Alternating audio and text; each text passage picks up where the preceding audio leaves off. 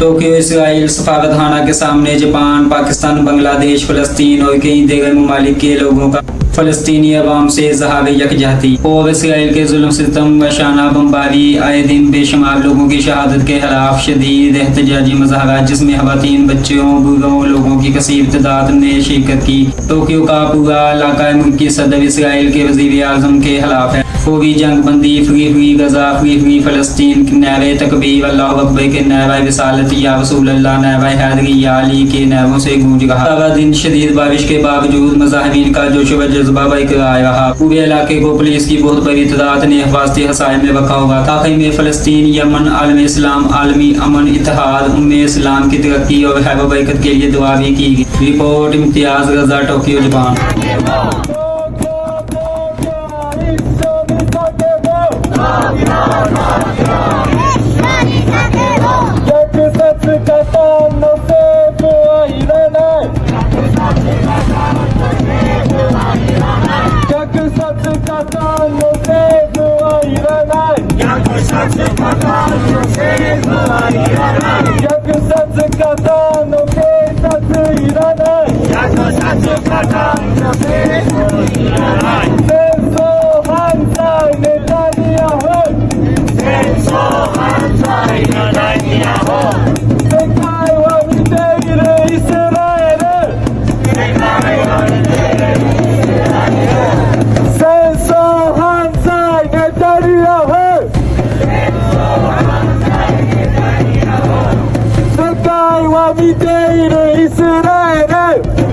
Israel!